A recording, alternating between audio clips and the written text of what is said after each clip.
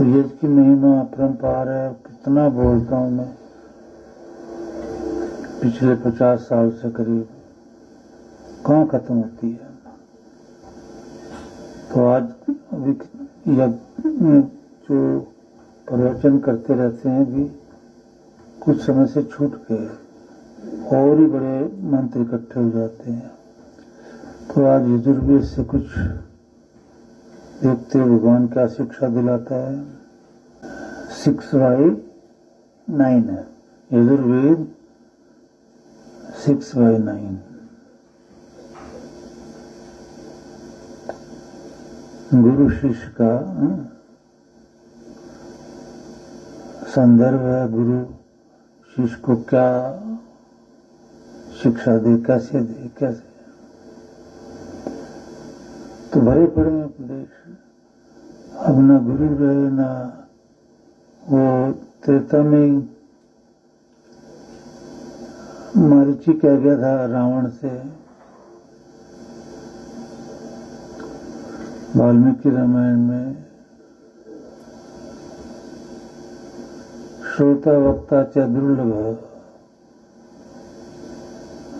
तभी दुर्लभ होने लगे थे। तब तो ये चल रहा है कलयुग में।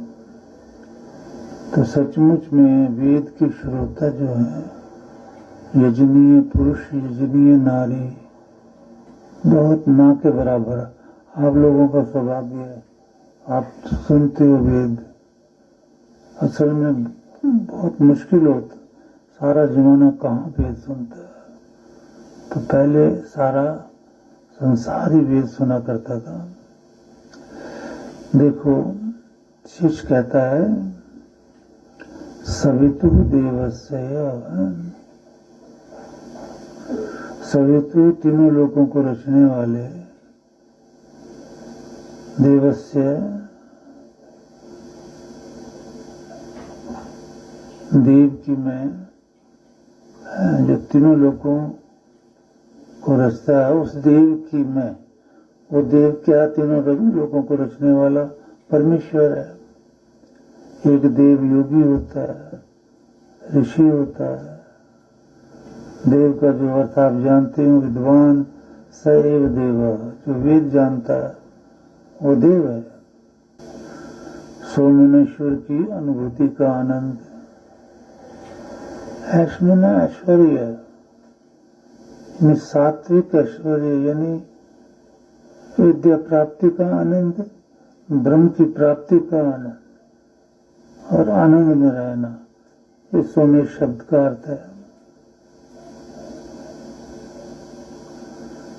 तो जो मंत्र में कहा, शिष्य जो कि कह रहा है कि मैं सवितु संसार की रचना करने वाले देवस्य, देव का, ईश्वर का,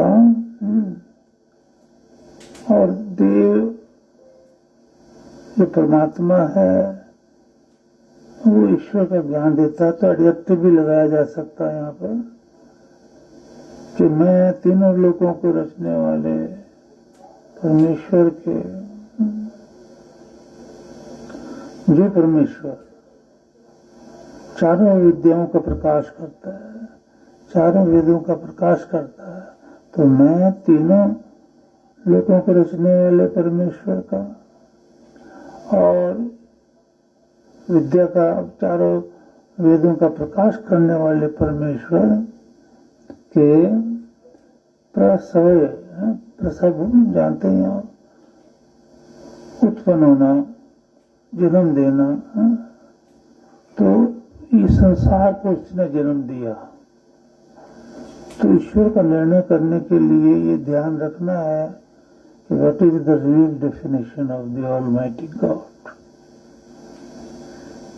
ईश्वर की पूजा करने से पहले हमें ये विचार करना पड़ता है ईश्वर कहते किसको है और उसकी पूजा कैसे होती है। तो ये सारा अनादिकाल से वैदिक ज्ञान है। जो वेद सुनता है वो जानता है ईश्वर किसको कहते हैं। मैंने आपको कई बार समझाया एक ही लाइन में ईश्वर किसको कहते हैं, हर किसी को याद है? जोर से बोलो बेटा। हाँ, ईश्वर जो है जिसको ईश्वर कहता है। अब ईश्वर का ज्ञान दे रहा कि ईश्वर किसको बोलते हैं, सविता, तीनों लोगों को रचने वाला, देवस्य, वो देव, वो विद्या का प्रकाश करने वाला देव जो है ईश्वर, प्रसवे, ये संसार जो उत्पन्न हुआ उससे, उसमें अश्विनो हो, सूर्य चंद्रमा, अश्विनो द्विवचन, सूर्य चंद्रमा, तो ये बाहुभ्याम, बहुत से गुणों को, इस संसार को जो उत्पन्न करने वाला परमेश्वर है, तो उस परमेश्वर के संसार में और बहुत से गुणों को पूषण और पृथ्वी के पालन पोषण, हस्ताभ्याम, हाथ के समान धारण, जैसे हमने हाथ धारण किया हुआ, पूरी बाजू धारण की हुई है, तो हाथ के समान धारण और आकर्षण रूप जो गुणों को मैं तुम्हारे लिए त्वा है,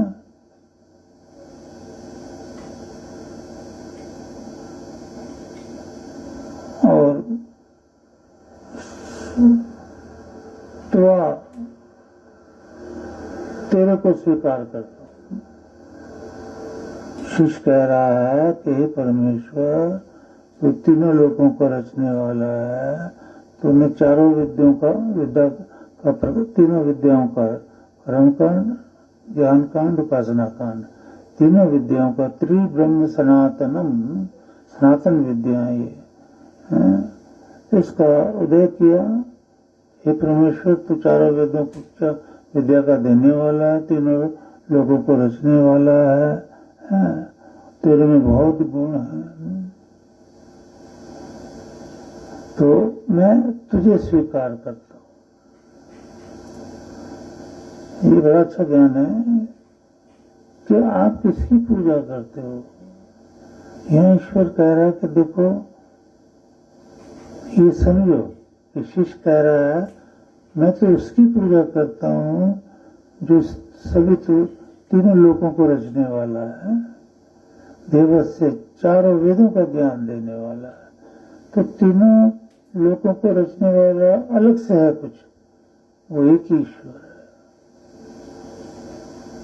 उसने और लोक नहीं रचे, ये तीनों लोक और इनके आगे भी बहुत लोक हैं जिनमें जीवात्मा भी रहती है। अलाइव में 50-60 साल से मैं ये ज्ञान दे रहा हूं आपको कि लोक बहुत हैं, उसमें जीवात्माएं हैं। जब आपका धुआं ऊपर जाता है उनको शांति मिलती है। तो जिससे जीवात्मा को, यहाँ की भी जीवात्मा को, परलोक की भी जीवात्मा को, इस लोक की भी जीवात्मा को सुख मिलता है। तो जो तीनों लोगों को रचता है, विद्या देता दान जिसमें सारे गुण हैं, उस परमात्मा को शिष्य कह रहा मैं स्वीकार करता हूं। आज दुनिया ने जो अपने मजहब बनाए, ठीक है, लेकिन उनके मजहबों में इस गुण वाला एक भी परमेश्वर नहीं है। उनका परमेश्वर तीनों लोगों को नहीं रच सकता। उसमें ऐसी सामर्थ्य नहीं है कि प्रलय के बाद जब सृष्टि बने तो वैसा का वैसा ही वेद ज्ञान फिर वो चार ऋषियों को दे दे। ऐसा कोई परमेश्वर, दूसरा परमेश्वर है ही नहीं। इसलिए इसी परमेश्वर की हम उपासना करें जिसने ये तीनों लोग, पृथ्वी लोक, अंतरिक्ष लोक, द्यूलोक, तीनों लोगों की रचना की। और प्रसव, इस उत्पन्न संसार को करके सब गुणों को बाहुव्याम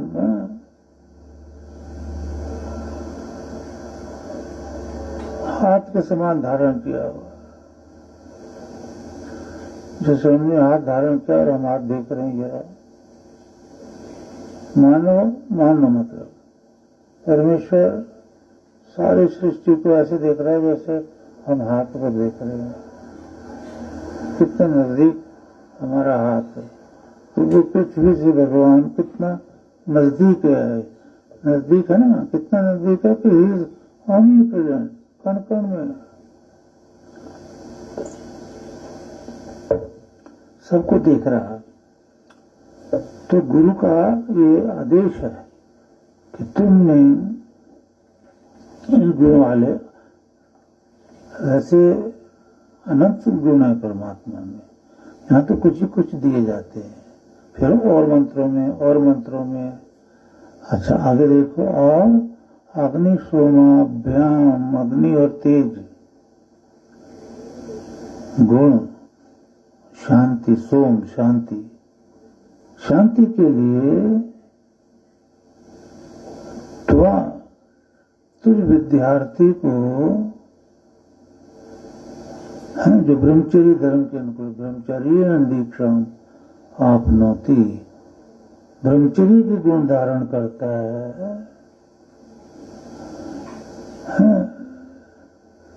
तो उन उदभ्या है जल और औषधिभ्या, औषधियों को ग्रहण करने के लिए नियुक्त करता हूं। तो ये औषधियां हैं, जल है, ये वास्तव में भगवान ने यहाँ इशारा कर रहा है उनके लिए है जो परमेश्वर के उपासक हैं। जो परमेश्वर के उपासक नहीं है वेदों के अनुसार, तो वो औषधि भी खा लें, कुछ भी खा लें, रोग जड़ से नष्ट नहीं होता। ये औषधियां, ये शुद्ध जल, ये तो तपस्वियों के लिए, साधना करने वाले गृहस्थियों के लिए, और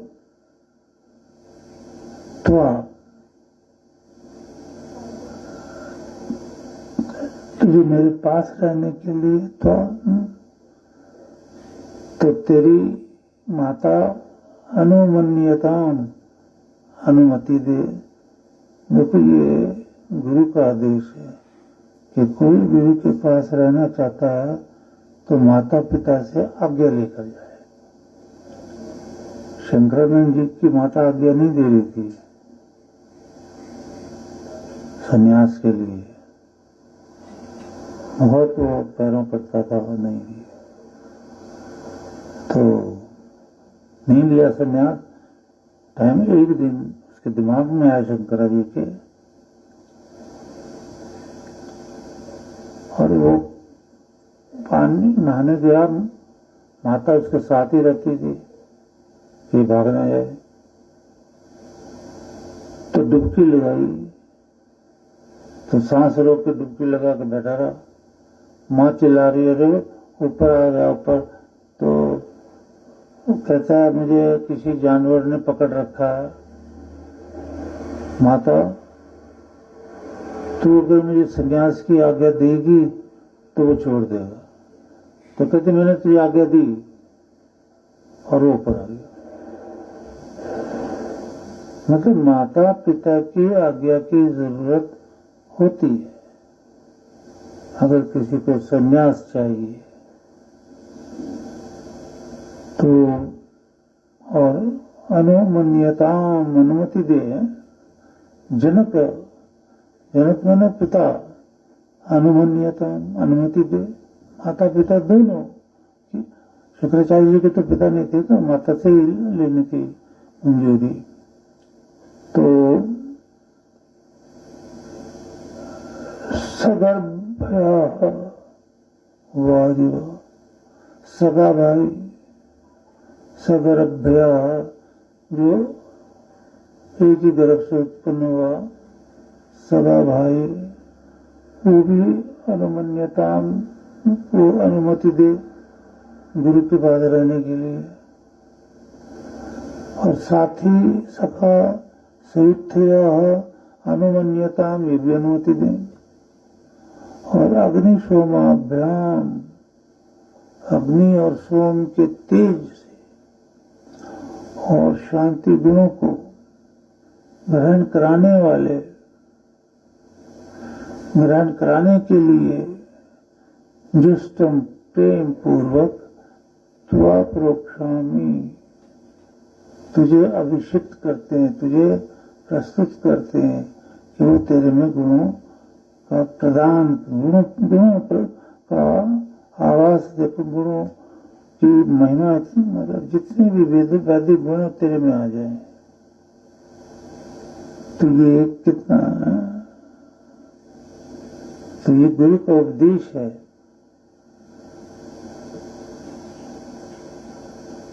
कि परमेश्वर के संसार में तुझे विद्यार्थी है, विद्या जमार्थी, विद्या के लिए तुझे मैं ग्रहण करता हूँ, शिष्य या शिष्य है ना।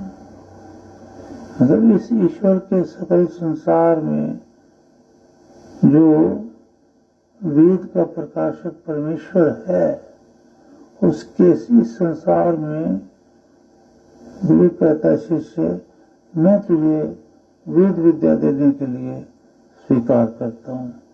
तो ये एक अनादिकाल से नियम चला आया। इस पे जो यज्ञ में आहुति डाली जाती है और समझ लो ये विद्या, इस मंत्र में ईश्वर ज्ञान दे रहा है कि गुरु आशीर्वाद दे शिष्य को, शिष्य को, बेटा बेटी को, कि हे शिष्य, मेरे आशीर्वाद से ते अंगानी, तेरे जो अंग हैं शरीर के जितने भी हैं, यत्र ही यज्ञ में विद्वानों के साथ रहे। पूरा शरीर जो है, जीवात्मा को उपदेश है ना, जीवात्मा तो अंदर है, वो चेतन है, शरीर जड़ है। वो चेतन जीवात्मा का उपदेश है, आचार्य देता है उसको उपदेश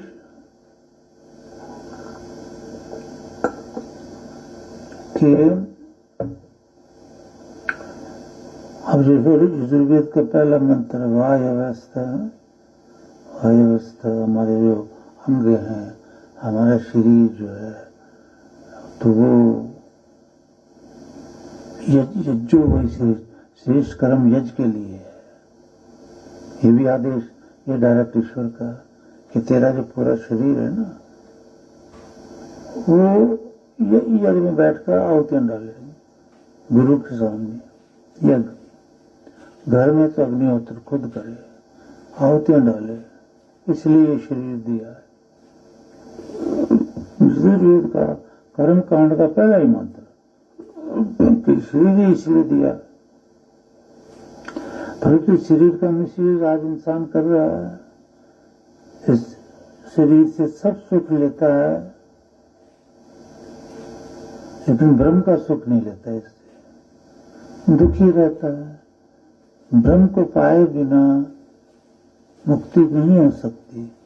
इस जगत से पाप कर्म करेगा और दुख भोगेगा। क्या ज्ञान है इसमें कि तेरे अंगानी, तीन अंगानी शरीर है, सारे अंग यत्र ही विद्वानों के साथ साथ रहे। जैसे अभी आपके शरीर आपके आचार्य के पास बैठे साथ में यह कर रहे हैं, कोई सेवा कर रहा है इस शरीर से, कि वहां रहे हैं ना, प्राण है, तेरे प्राण भी है, तेरे प्राण भी समगच्छताम साथ रहे विद्वानों के। और तू जो है शिष्य यजपति ही, यज का पति बने, मालिक बने, यजमान बने, तू यज कराए। मतलब ये इस शरीर के लिए कह रहे हैं आचार्य, कला परमेश्वर रहा है, क्योंकि वेद में ज्ञान परमेश्वर का है। वो कह रहा तेरे आगे गुरु के साथ रहें, दूर न रहें, और वो उससे ब्रह्म को प्राप्त करने वाला वैदिक ज्ञान लें, यज्ञ करें, हवन करें, दूर न जाए। जैसे दूर जाता ज्यादा इंसान आ नहीं पाता है, तो फिर ये रजोगुण, तमोगुण, सत्वगुण ये कब्जा कर लेते हैं शरीर पे, ये हावी हो जाते हैं और बुरे बुरे कर्म कराते हैं। लेकिन जब हवन आप करोगे मन बुद्धि से, तो ये आपके ऊपर रक्षा कवच बन जाएगा। कर्म के लिए भी यही कहा ना, उसके पीछे रक्षा कवच था। आपके साथ भी थोड़ा बहुत रक्षा कवच हो चुका है, जितने आपने आहुतियां डाली, पूरा करना है इसको, तो फिर मृत्यु नहीं आती, आराम से सांस निकल जाते हैं। 13 दिन हवा में घूम के 14वें दिन पृथ्वी पे आ जाते हैं। ये 39वें अध्याय में तो अगला मंत्र क्या कह रहा है देखो, मेरे तेरे प्राण भी साथ रहे विद्वानों के, तेरा शरीर भी, ते अंगानी ते प्राणम। अब कोई भी कहाँ रह रहा, कोई कहाँ रह रहा, आने का समय नहीं मिलता है, मजबूरी आजकल। तो ब्रह्म विद्या धीरे धीरे समझ में आएगी, बहुत धीरे धीरे। तो जैसे जो देव लोग जो हैं, यज्ञ अमृतम,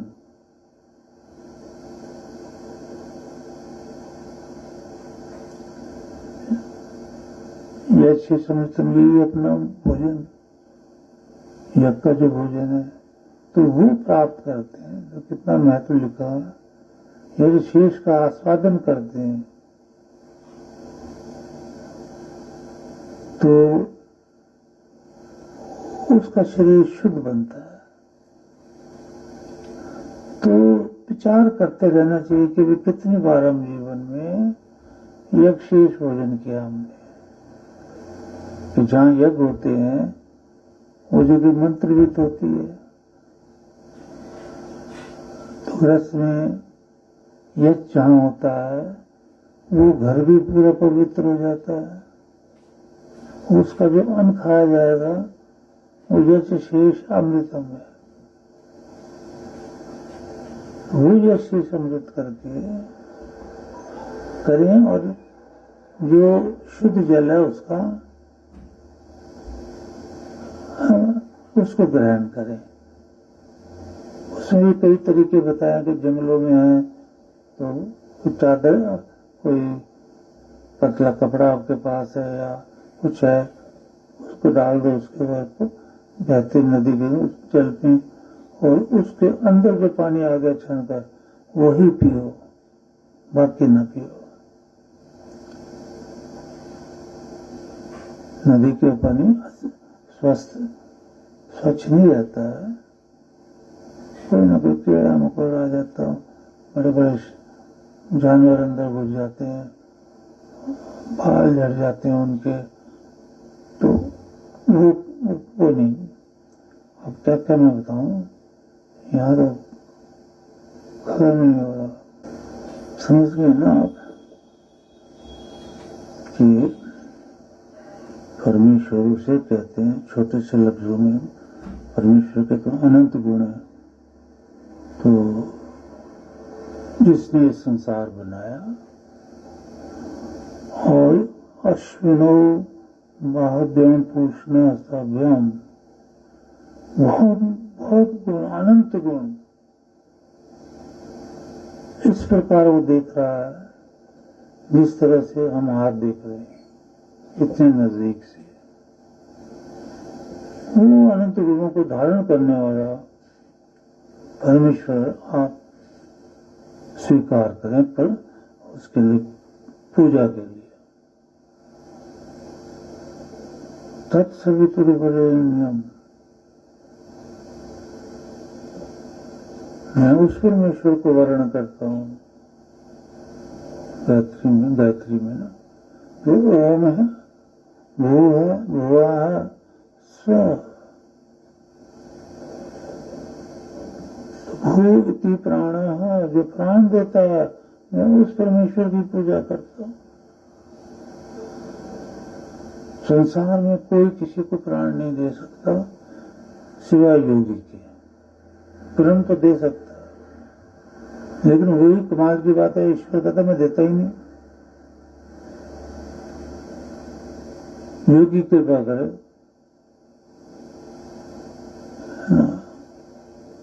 तो मैं तो मेरा कार्य, मेरे मुंह में जुबान नहीं है, मैं बोल नहीं सकता, इन आंखों से कोई देख नहीं सकता, तो मैं कैसे ज्ञान सुनाऊं तुम्हें? मेरा काम ही नहीं ज्ञान सुनाना, वो ऋषि मुनि सुनाते हैं, है ना। तो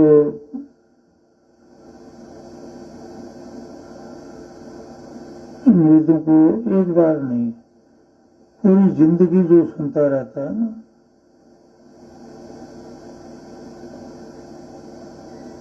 कितना प्राण जो है इस वायु के साथ संपर्क करके रखते हैं। ये प्राण जो है तो परमेश्वर जब गर्भ में जीवात्मा आती है उस दिन दान करता है। प्राण वायु से अलग है, वायु से सूक्ष्म है। हाँ है वायु का ही हिस्सा, निकले वायु से है, पर ये अलग से है। जो मिट्टी है उससे कुछ घड़ा बन गया, तो मिट्टी से कुछ अलग सा है घड़ा। ऐसे ही प्राण कुछ अलग से है, अति सूक्ष्म है, हमेशा जीवात्मा के साथ सूक्ष्म रूप में रहते हैं।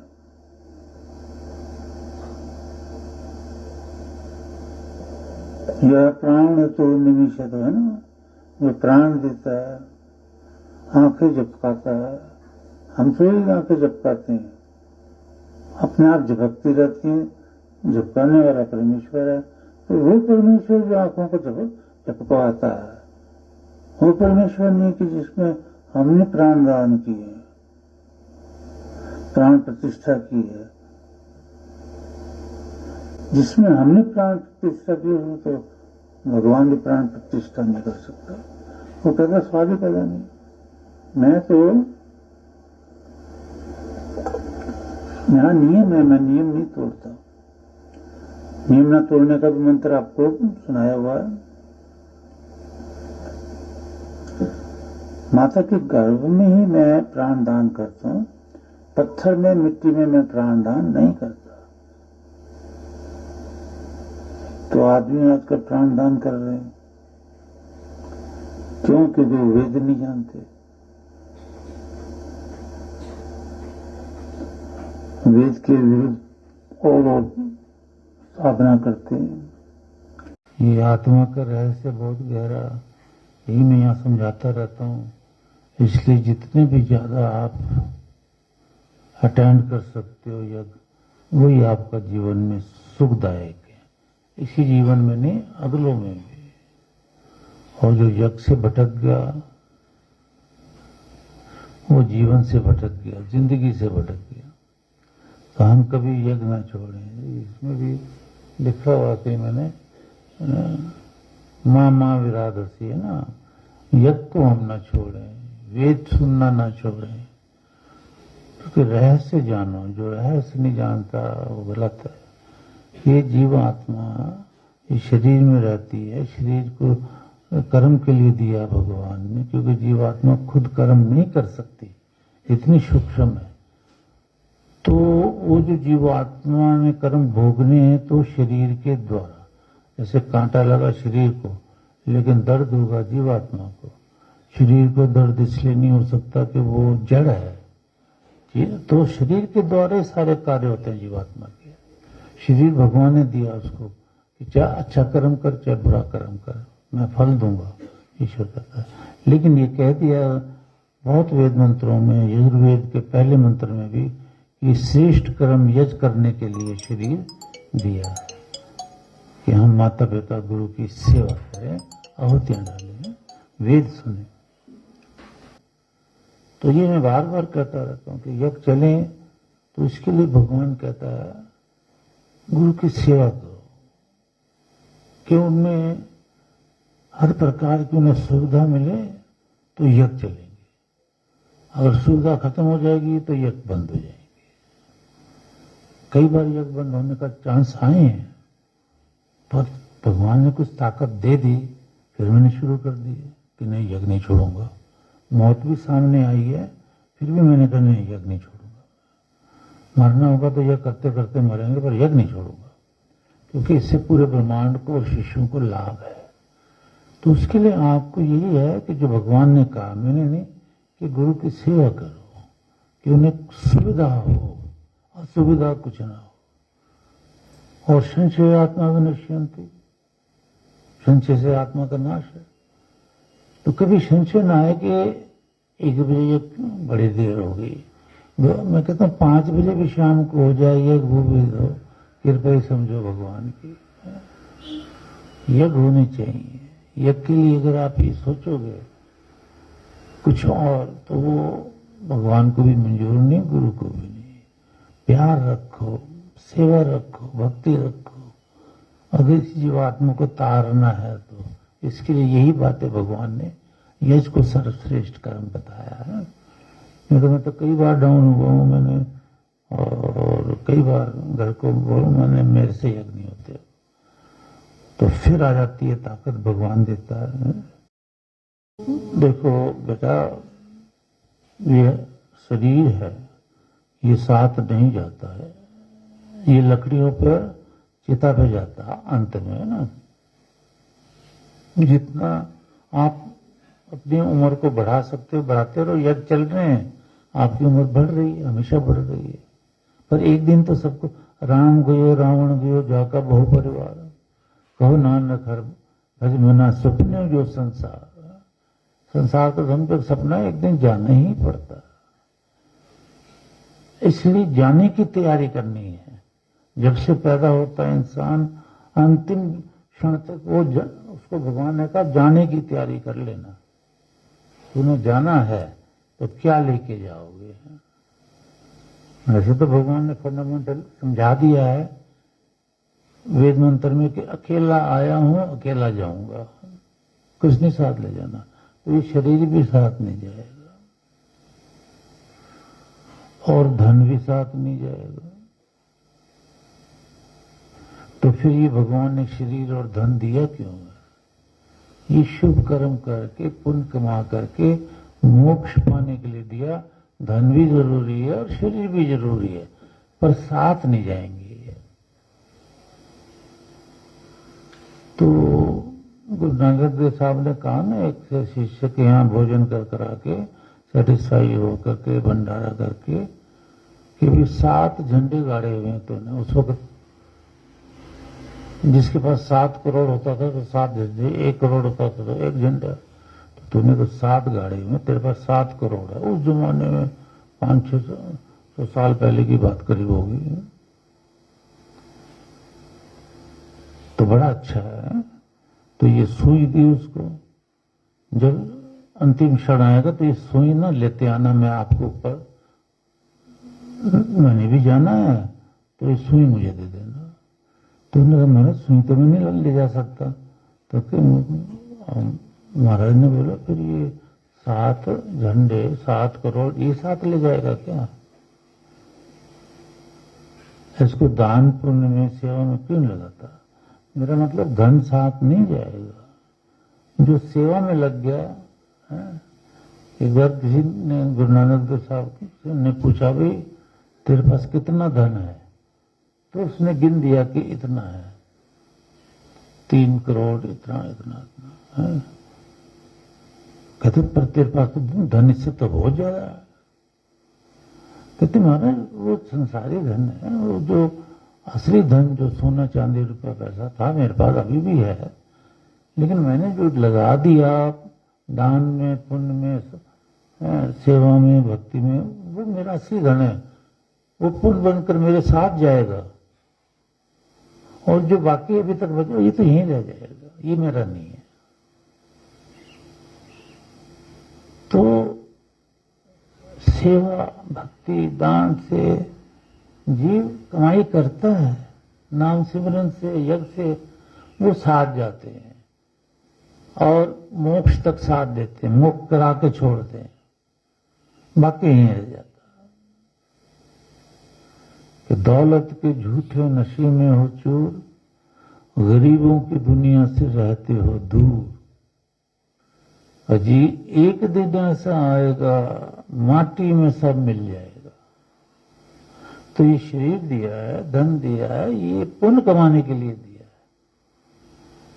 और शरीर से पुण्य कमाए जाते हैं, धन से पुण्य कमाए जाते हैं। कर्म धन नहीं करता, कर्म शरीर करता है।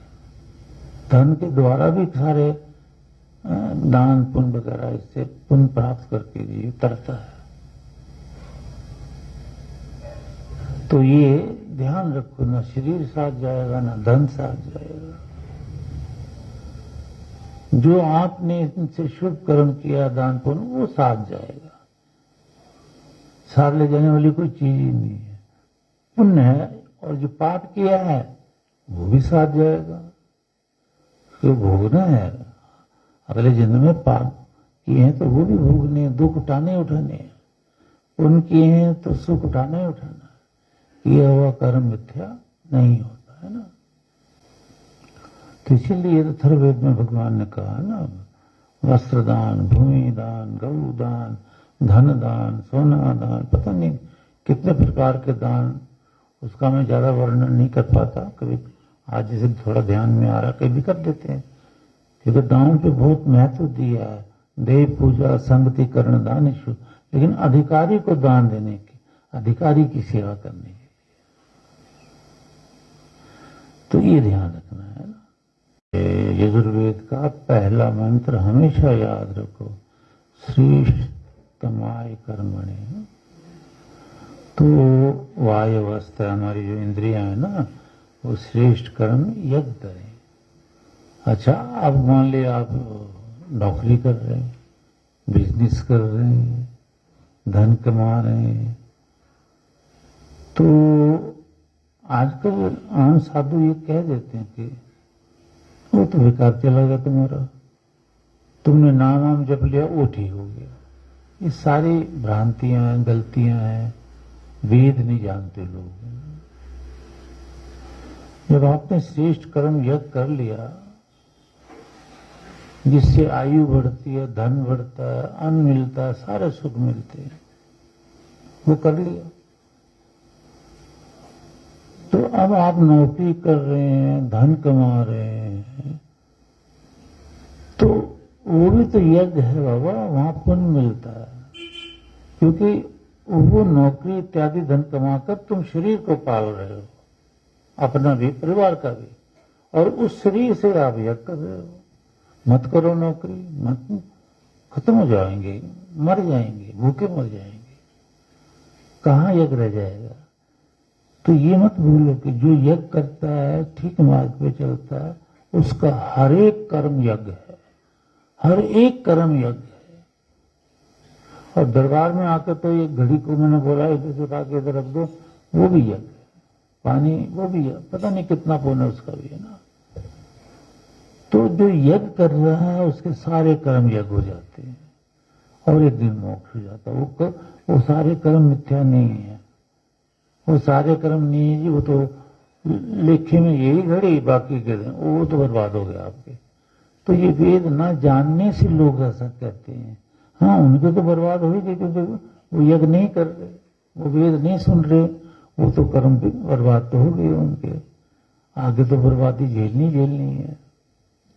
ये भी भगवान कह रहा है वेदों में, सावधान होकर रे मन संभल संभल पगधारी हो, है ना। सावधान होकर जीवन को बढ़ाओ आगे, एक दिन जाना है। आयु बढ़ा लो, धन बढ़ा लो, सुख बढ़ा लो, आनंद बढ़ा लो ब्रह्म का, और आनंद से देह धरे का दंड है, सबका हुक्म है।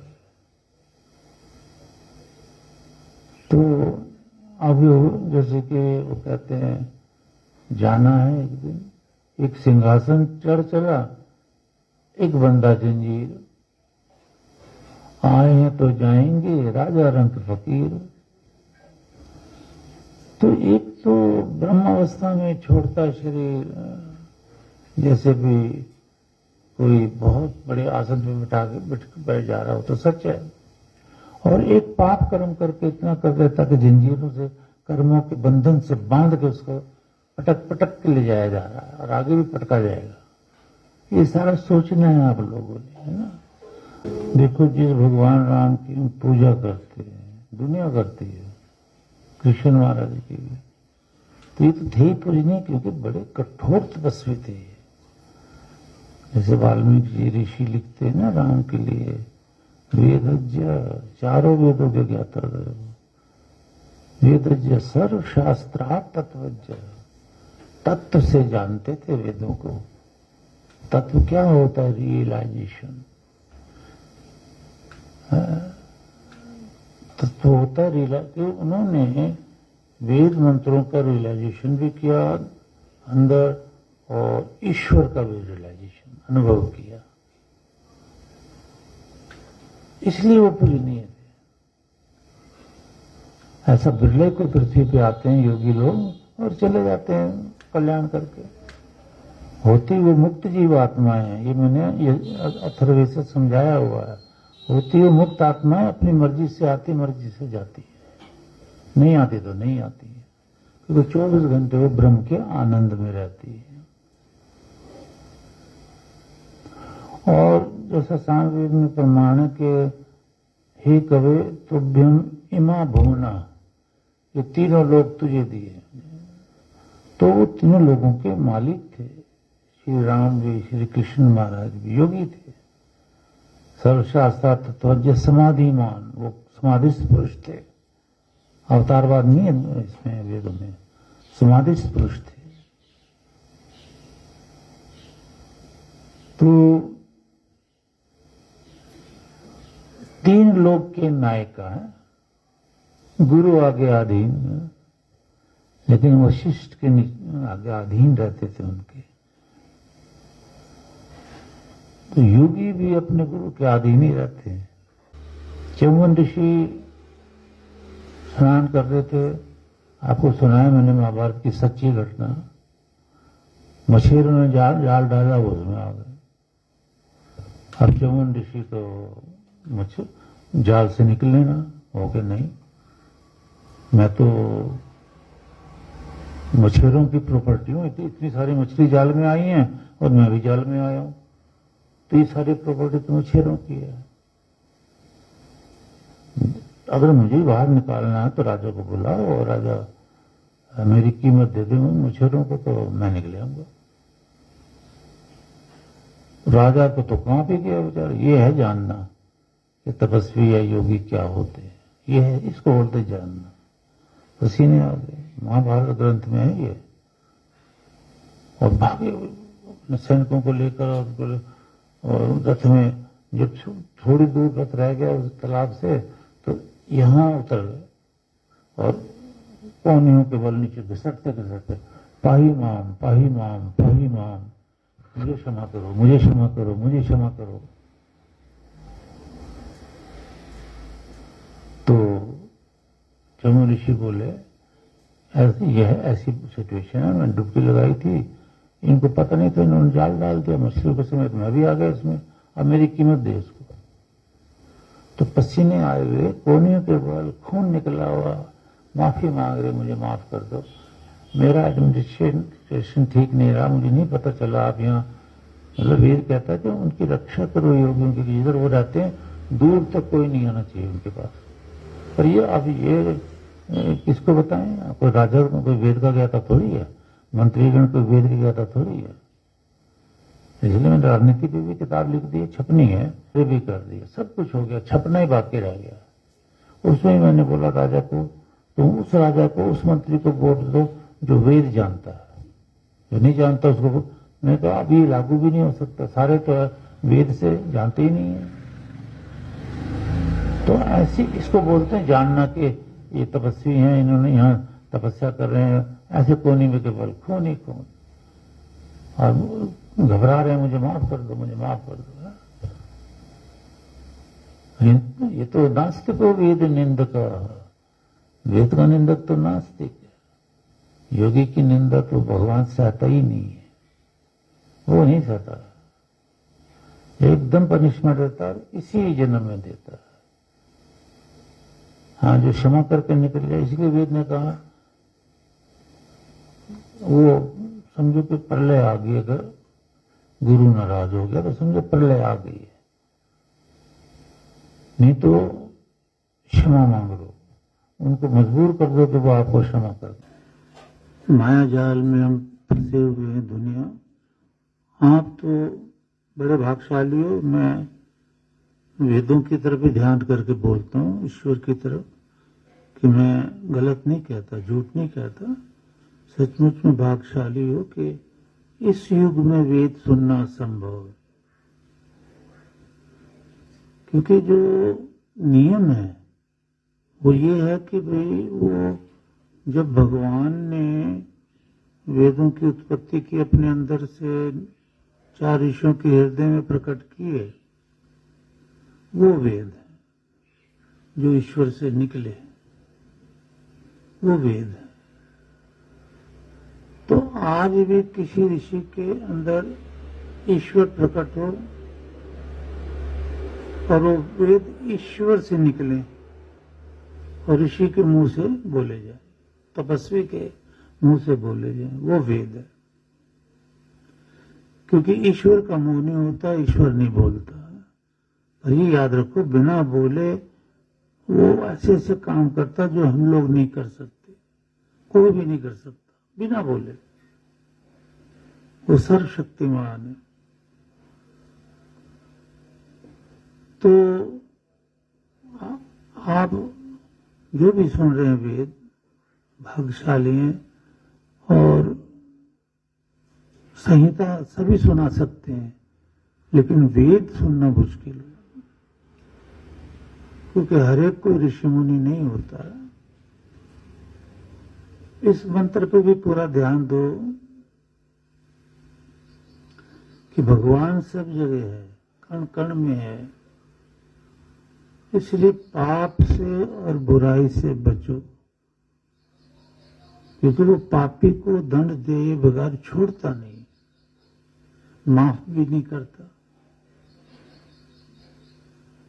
और ऋषि मुनि को तपस्वी माफ नहीं करता। अगर वो प्रसन्न हो जाए तो, और पापी जो है पाप करना छोड़ दे, तो ऋषि मुनि यज्ञ में माफ करते हैं, वैसे माफ करते हैं, पर बड़ी कठिनाई से करते हैं, क्योंकि ईश्वर के बनाए हुए नियमों को वो तोड़ना नहीं चाहते ऋषि मुनि भी। ईश्वर का नियम है कि वो माफ नहीं करता, सजा देता है। ऋषि मुनियों से उन्होंने, ईश्वर ने ऋषि मुनियों को पावर डेलीगेट की, पावर दी है कि आप माफ कर सकते हो, तो मैं भी कर दूंगा। करेगा ईश्वर ही, पहले गुरु करेगा, फिर ईश्वर भी कर देगा। तो ईशावास्य में, तो सारे कण कण में, इस जगत में भगवान है। जगत्याम जगत, ये 2 जगत है। एक जगत तो यही है जो दिख रहा है, एक जगत है चेतन जीवात्माओं का, कुत्ता बिल्ली गाय भैंस चींटी हाथी, सभी में ईश्वर है, चेतन। सूरज चांद सितारे मिट्टी पर्वत वन, जो जड़ है ना, उसमें भी ईश्वर है। तो एक तो जड़ जगत है, एक चेतन जगत है। इसलिए इस मंत्र में जगत्याम जगत, एक तो जगत्याम, एक ये जगत है और फिर जगत बोला भगवान ने, तो दोनों जगत में यानी चेतन में भी और जड़ में भी परमेश्वर है। तो ये जो वेद सुनना है, श्रुतम तपा, ये तप है। आपके कानों से आप में ये वेद जा रहे हैं, नहीं तो ये आपके कान है ना, और आप हो जीवात्मा अंदर। तो इस कानों से वेद मंत्र, उसकी व्याख्या आपको अंदर पहुंच रही है। इंद्रियों के ये ज्ञान इंद्रिय, कर्म इंद्रिय, मन, बुद्धि ईश्वर ने दी है जीवात्मा को। ये इनसे तू काम ले, इस शरीर से तू अच्छे अच्छे काम कर। है? अकेली जीवात्मा इतनी सूक्ष्म है कि बाल का अगला हिस्सा 100 हिस्से करो उसके, फिर 100वें हिस्से के 100, तो वो तो ना के बराबर ही है।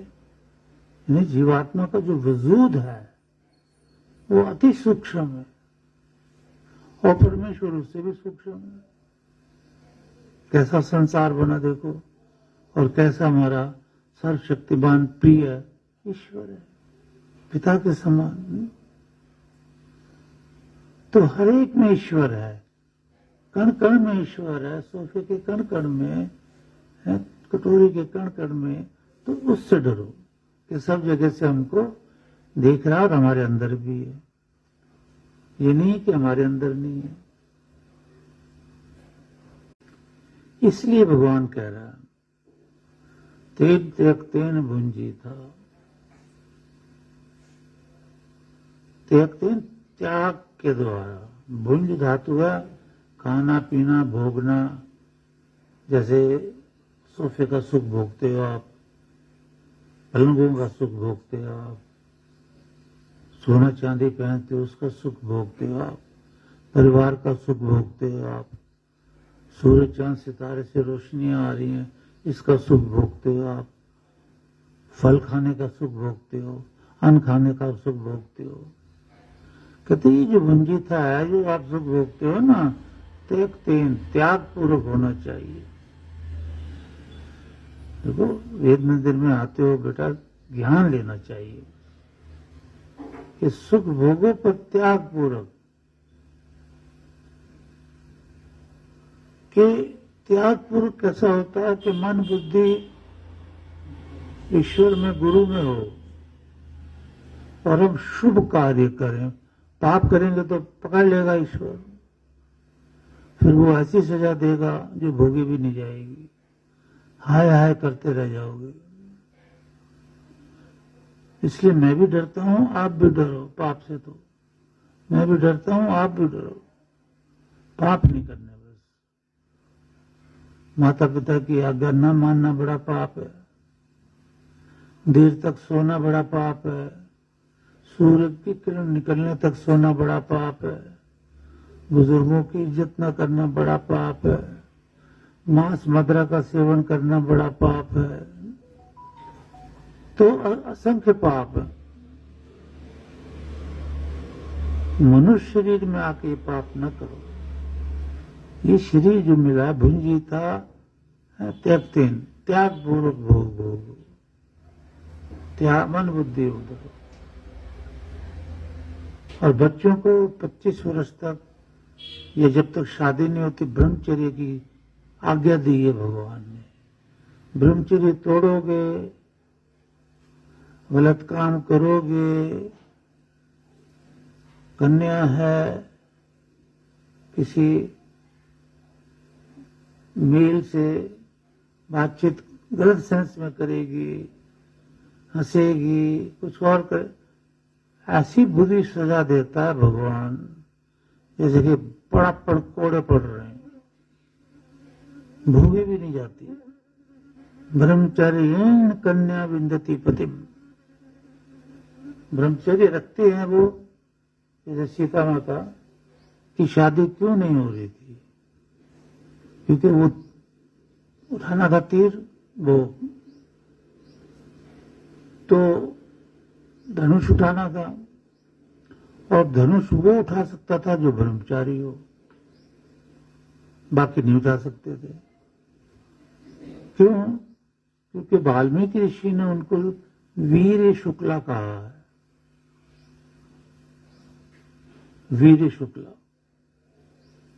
कि इतनी कठोर ब्रह्मचर्य से वो उसने जीवन गुजारा है, हंसमुख बिल्कुल, सुंदरता भगवान ने दी, सब कुछ, तपस्या करती थी, अपने गुरु शतानंद की सेवा करती थी। दुनिया में उनके मुकाबले उस वक्त खूबसूरती में, शक्ति में कोई नहीं था, क्योंकि कठोर ब्रह्मचर्य। मैं अभी डिटेल में नहीं बता सकता कि कठोर ब्रह्मचर्य क्या होता है, बस ब्रह्मचर्य पे ही ध्यान दो तो तर जाओगे। तो वो कठोर ब्रह्मचर्य धारण करने वाले श्री राम ने वो धनुष उठाया और विवाह हुआ। ये माता सीता के बारे में कथा सच्ची है। अब पुरुष में तो क्या, पुरुष में भी कमाल है। हर एक ऋषि मुनि ब्रह्मचारी था, हर एक। गृहस्थी में ब्रह्मचारी बहुत थे। अर्जुन के बारे में मैंने बताया, जब अश्वत्थामा सुदर्शन चक्र लेने आए कृष्ण महाराज जी के पास, तो कृष्ण महाराज जी ने कहा ले ले ये पड़ा। तो बड़ी खुशी से अश्वत्थामा उठाने लगा, नहीं उठा, बिल्कुल हिला तक नहीं। तब कृष्ण महाराज ने कहा ये अश्वत्थामा, ये जो मेरा सुदर्शन चक्र है ये मैं ही उठा सकता हूं या अर्जुन, और कोई नहीं उठा सकता, क्योंकि मैं भी ब्रह्मचारी हूं गृहस्थ में और वो भी ब्रह्मचारी है गृहस्थ में, नियम निभाते हैं हम। तो वो कठोर ब्रह्मचारी वो भी है, वो उठाता है इसको, मैं उठाता हूं। तेरा तो चंचल हृदय है, तू कैसे उठा सकता है इसको? तो ऐसे पांडव वनों में जा रहे थे तो गंधर्व से लड़ाई हो गई। गंधर्व ने जो अर्जुन ने तीर चलाया गंधर्व पर, वो इतने कमाल के दुश्मन को मारने वाले तीर थे, इतनी तेजी से, जैसे इधर से निकाला ऐसे निकाला हुआ ऐसे। वो वाल्मीकि जी लिखते हैं जब उन्होंने तीर चलाए तो पानी में से निकल के गंधर्व आ गए सामने। कहते आप कौन है? मैंने कहा पांडव पुत्र है, मैं पांडव और पांडव पुत्र अर्जुन हूं मैं। तो बड़े खुश हुए गंधर्व। कहता मैं भी सोच रहा था कि मेरे को तो कोई हरा ही नहीं सकता, मुझे तो सिर्फ ब्रह्मचारी हरा सकता है। और अर्जुन तो आप तो प्रसिद्ध हो, कठोर ब्रह्मचर्य धारण करने वाले, गृहस्थ में भी रहने वाले, मैं आपका स्वागत करता हूं।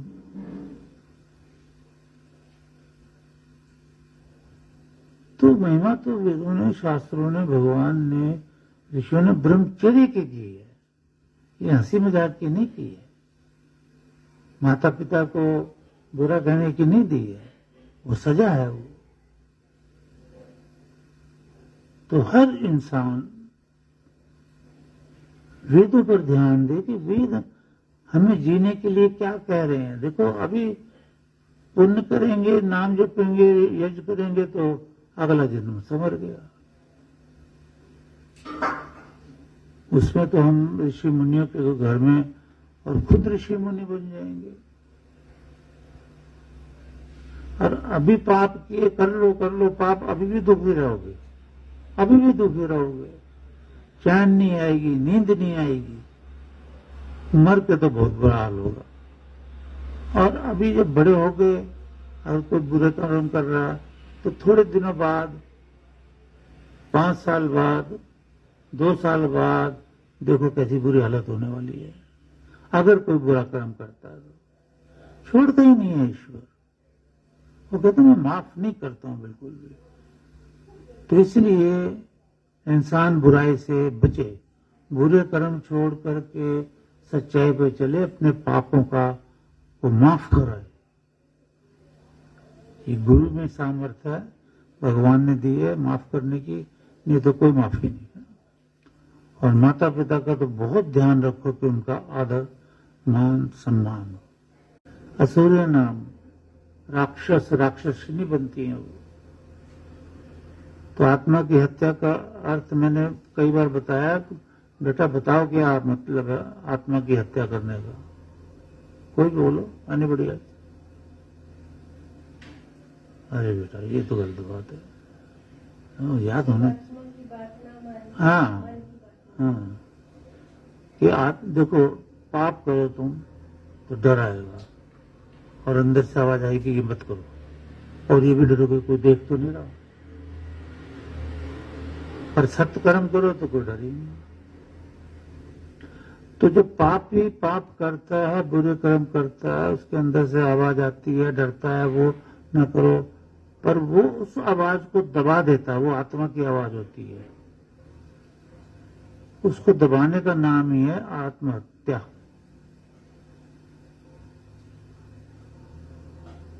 और मन की बात मान लेता बुरा कर्म की। मन कहता बुरा कर्म कर, बुरा कर्म कर, तो वो राक्षस और राक्षस नहीं बन जाता। तो एकत्व में पश्चाता है, बातें तो दुनिया कर रही है, सत्संग भी दे रहे हैं बड़े बड़े साधु, 1800 पता नहीं किसका क्या क्या।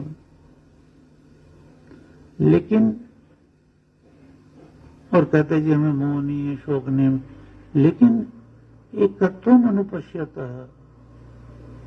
जो तपस्या के बाद एक परमेश्वर को पश्चाता में देख लेता है, जान जाता है, तत्र को मोह कह शोका, उसे कहां मोह होगा, उसे कहां शोक होगा। अगर किसी की मृत्यु हुई है तो वो क्यों आंसू बहाएगा, क्यों कहेगा हाय ये क्या हुआ?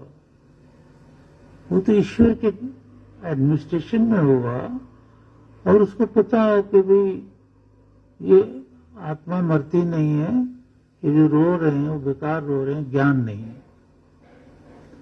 शोक कर रहे हैं, इनको ज्ञान नहीं है, ये तपस्वी अभी नहीं हुए इतने।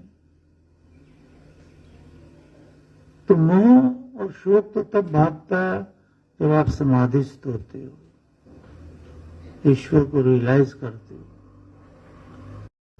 और इससे ईश्वर कह रहा कि इस अतिथि यज्ञ से आप ज्ञान और विज्ञान की प्राप्ति करो। वो आपके घर अगर आया या आप वहां गए हैं दरबार में, तो विद्या सुनो, कभी साइंस निकलेगी, कभी कुछ निकलेगा, वो प्राप्त करो। वो तुम्हारा अगला जन्म संवार देगा। सुनना भी तप है।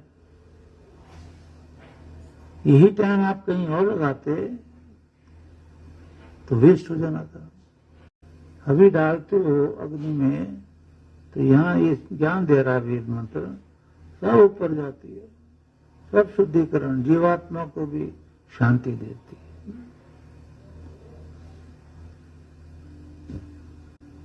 यजमान का जो स्वभाव ऐसा होना चाहिए, आप सब यजमान हो, कि विद्या को ग्रहण करे, सत्य पर चले। देखो कैसे कैसे वाक्य हैं ये। शुभ कर्मों को प्राप्त करे, सीखे यजमान। वह सोम को धारण करने वाला होता है। सोम है ना, सोम है ईश्वर की अनुभूति का आनंद। वो आनंद को, ये ईश्वर की अनुभूति से पहले आनंद आना शुरू होता है। यजमान को वो आनंद आना चाहिए, तो उसको अपनी वृत्ति को जबरदस्ती यहाँ लगाना चाहिए, रोज बैठ करके। हाँ, वो यजमान का जो यज्ञानुष्ठान है ना, उत्तम सुख देता है। उत्तम सुख देता है। इसलिए यज्ञ करो, दिलों को साफ रखो। ये काम क्रोध मद लोभ अहंकार निंदा द्वेष चुगली से छुटकारा करो। ये गंदी है, ये माया जाल है। ये किससे उत्पन्न होता है? ये माया जाल, काम क्रोध मतलब अहंकार इत्यादि, चुगली करना, इधर की उधर लगाना, ये सब पाप। ये उत्पन्न होता है रजोगुण तमोगुण सतोगुण से। इसलिए रजोगुण तमोगुण सतोगुण को कंट्रोल करने के लिए साधना करते रहो। कभी तो तुम्हारे अंदर आ जाएगी ये प्रकृति, ये तुम्हें सुख देगी, फिर अभी दुख भी देती है।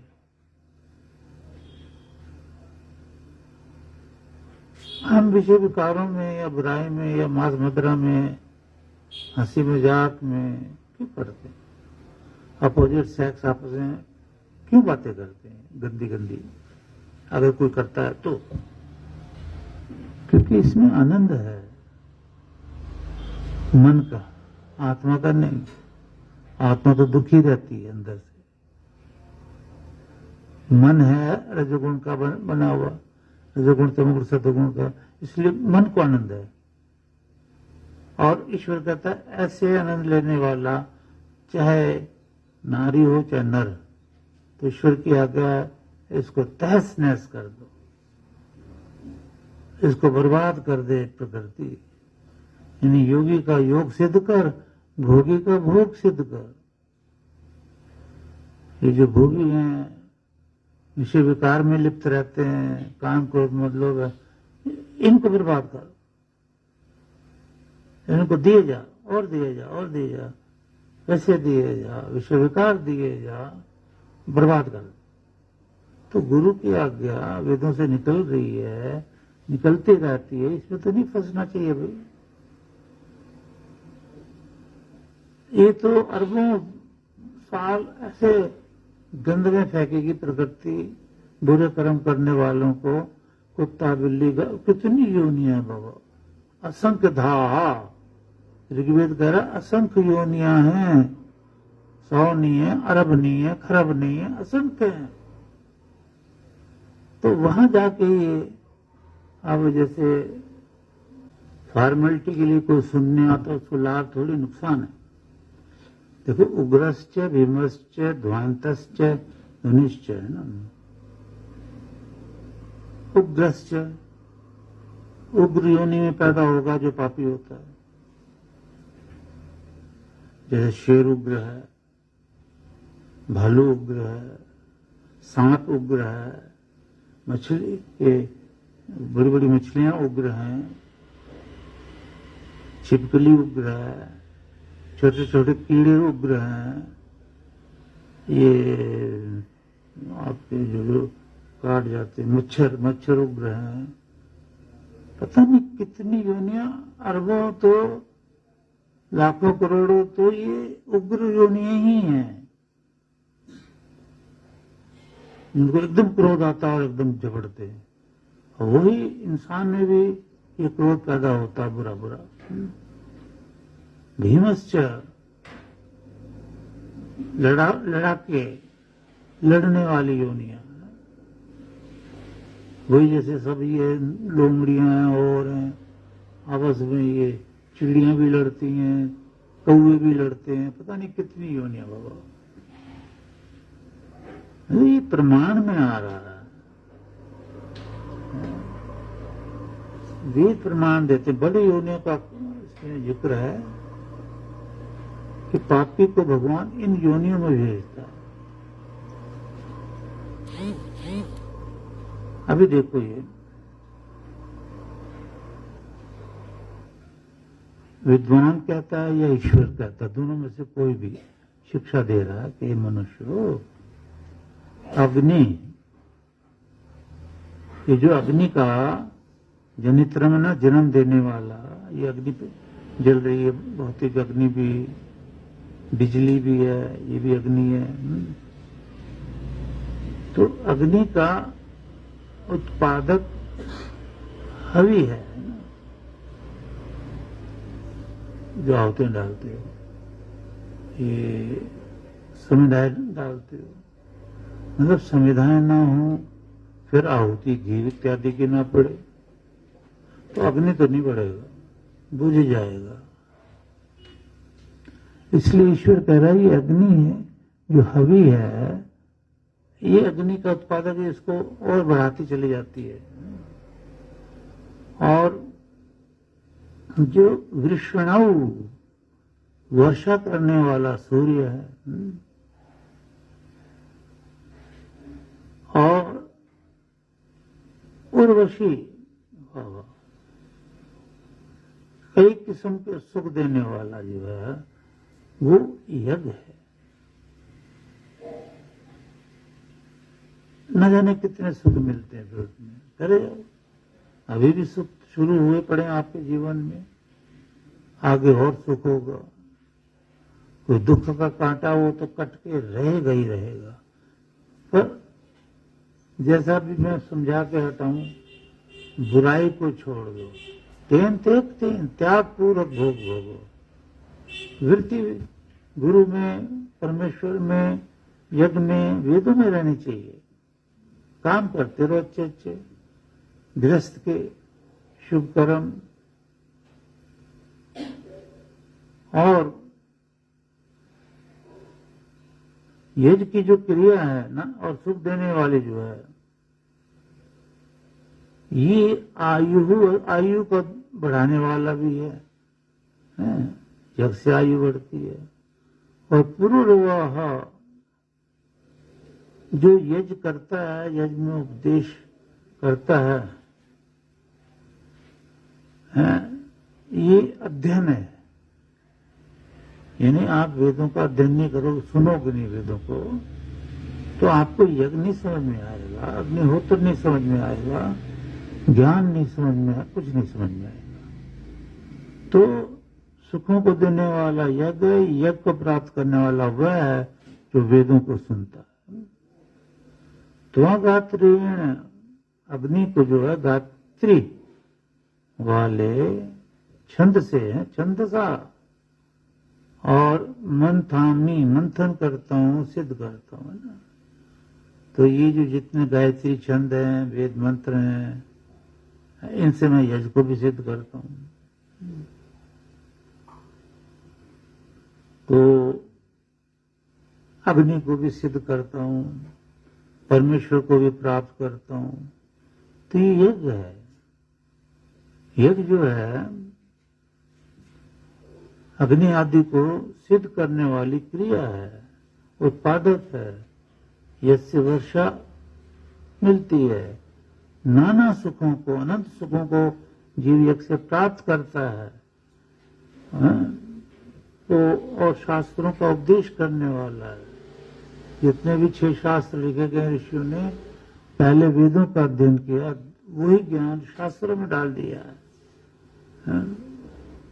और यज्ञ की जो अग्नि है वो आनंद कारक है, आह्वानी अग्नि है ये। इसका दर्शन ही बड़ा उत्तम होता है। आप आहुतियां डालते रहते हो, दर्शन होता रहता है, और आनंद कारक है। वेद मंत्रों आदि से उत्पन्न होती है ये आह्वानी अग्नि। बाकी अग्नि तो दिया सलाई जला और जो भी है, मतलब, पर जो घवन कुंड की अग्नि है, वेदी की अग्नि है, वो वेद मंत्रों से उत्पन्न होती है। और हर एक जीव को आज्ञा है कि यज्ञ के द्वारा परोपकार सिद्ध करो।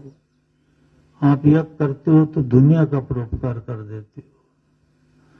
बताता रहता है ना कि ब्रह्मांड में जाते वहां भी जीवात्मा है, उनको शांति, वर्षा, शुद्ध पानी, पता नहीं क्या पता है ना, अनंत लाभ है यज्ञ से, एक नहीं है। क्या कमाल है ना